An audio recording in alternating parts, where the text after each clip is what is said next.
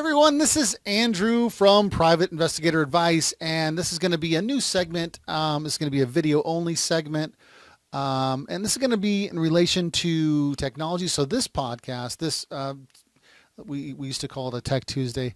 This tech podcast thing that we're doing here won't be in the podcast stream of audio only. This is just going to be for YouTube and the articles that you'll read along with this. Hopefully. But so basically I want to do this, some kind of tech coverage for the investigative industry that might directly affect us, might indirectly. Maybe it's about a cool gadget, just to kind of keep everybody abreast of what's going on in the tech world. This is going to be good for you. It's actually going to be good for me because it's going to get me digging into technology again.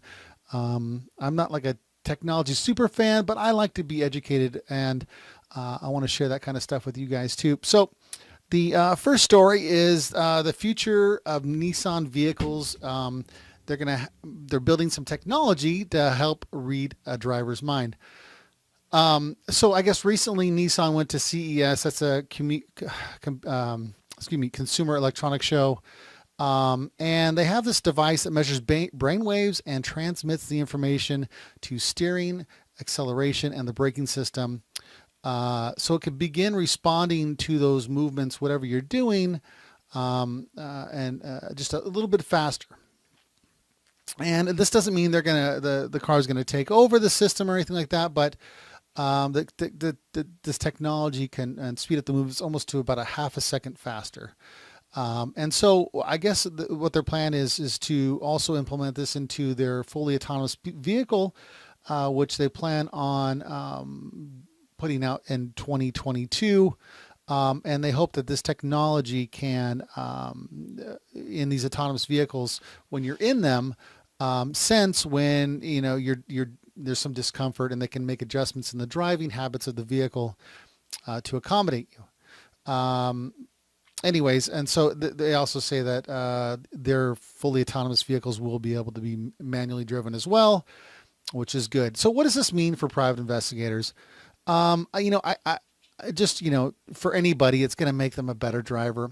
For people in surveillance, who knows? I mean, this could actually, make them safer. I'm not going to say it's going to make them some kind of speed race or anything like that, but if anybody can drive safer while following somebody, that would certainly be better. In regards to the other side of things, I would say that if this technology, causes, helps people to have less accidents, that's a great thing. It'll also probably affect the insurance investigation industry, or if there's less accidents to investigate, that might change what investigators do or how they do it, or maybe the way of investigating will change. I'm not sure. We're still they say 4 years away. Who knows? But I know that there are many different manufacturers trying to make an autonomous vehicle. And anyway, so that story was from Bloomberg. There's many other news articles that wrote about it, but that one kind of had I don't know, it was written better, I think. So that's why I cited that one. I also am citing the website for Nissan Intelligent Mobility. That'll maybe tell you a little bit more about that. So all these notes will be in the notes, the description below, in the show notes of this podcast. Okay, so since I just want to touch on this one other topic one more time. That if you haven't heard me talk about it yet, I did a podcast, I did an article. I'm going to talk about it one more time just to get it out of my system. Just so you guys know, the Nextdoor app. This is an app. It's kind of like and I describe it as neighborhood watch on steroids, where you have the capability of communicating with your neighbors to let them know if something's going on, something suspicious happened. I mean, the app does a lot of different things. That's really what I use it for, though, is to see what's going on in my neighborhood. In fact, as I podcast this today, it's probably like 6 blocks away. Gunshots were fired. No one was hurt. And I wouldn't have known about that. It was in this drive-by shooting that took place if it wasn't for this app. Anyways, it's just good to know what's happening around you, even if it's not in your, your bubble of your street. Maybe it's just 2 streets down, and who knows? But this was affecting a private investigator because the neighborhood watch neighborhoods were finding out or were suspicious of a vehicle in the area, and it happened to be a friend of mine. And so he shared his experience with me. I'll put a link to the article in the podcast so you can hear a little bit more about that. But I just want to make you aware of it since it relates to technology. All right. So this other one I thought was pretty interesting. And I think this kind of technology has been around. But I just thought it was pretty neat. I think this happened in Europe somewhere.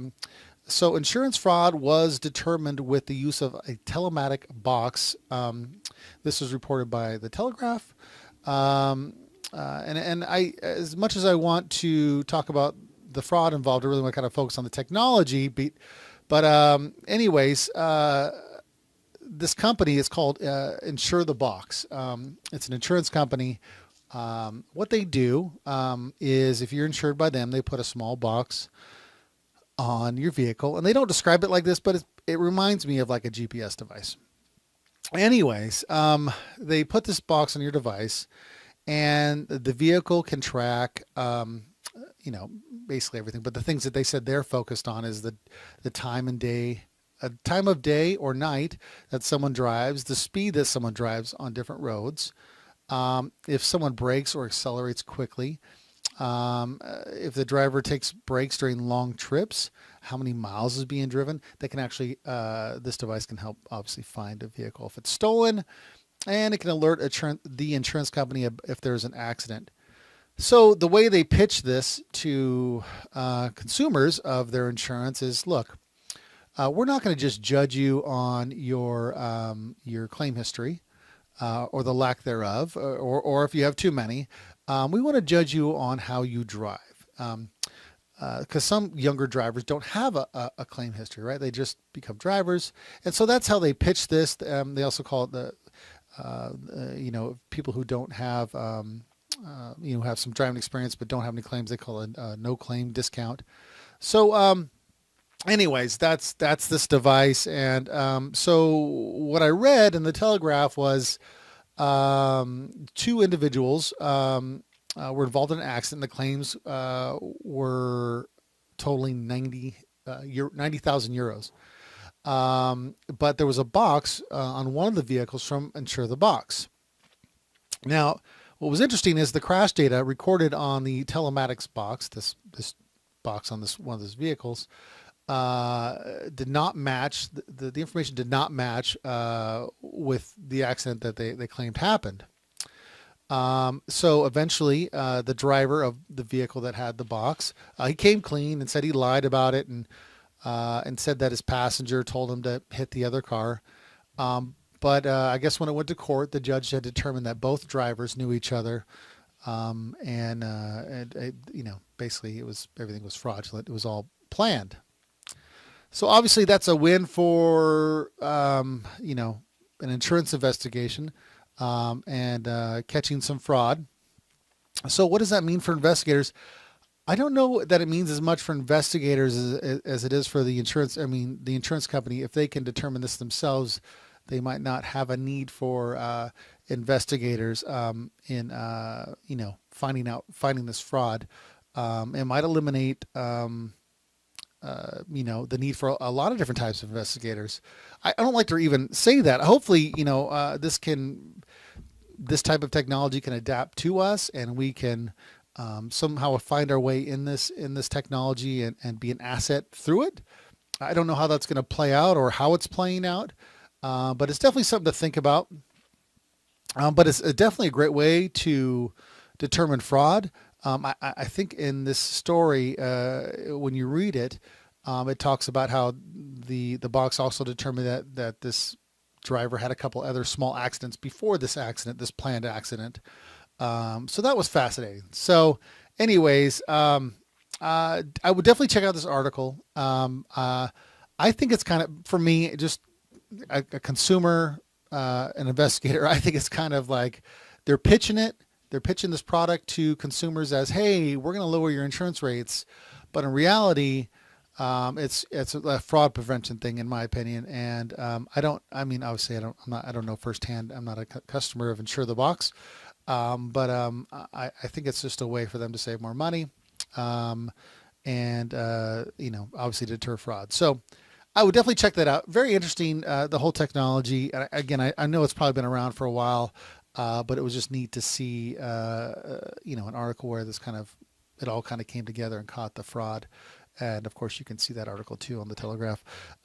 So I will put a link below to the article that I kind of summarized for you guys in this first inaugural, well, not really, this revamped podcast that's going to be video only.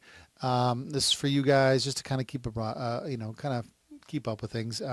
If you know of some technology that's going on, definitely let me know. I'd love to check it out and write about it. This episode of the tech podcast here was brought to you by PI Advice, Private Investigator Advice. We have an investigator bundle for you guys if you're interested in it. It has a surveillance template, a sample report, and a little video walkthrough to make sure you know how to put pictures in the Word document that this is created on. It also has a private investigator retainer, so you can make sure that you know what you're supposed to do. The client knows what they're supposed to do. You kind of protect yourself from some nonsense that could possibly happen. Make sure everybody knows who's getting paid and how. All kinds of good stuff in there. And of course, we have an intake template so you can get all the proper information from your client and have everything you need from not only them, but the person or the thing you're supposed to be investigating. And that's it. So what I'll do is I'll have a link to that also in the notes below this video and in the article itself. Hey guys, I thank you for taking a look at this, and I hope you get something from it. And I'll see you guys next week for another tech little summary podcast thing. All right, bye.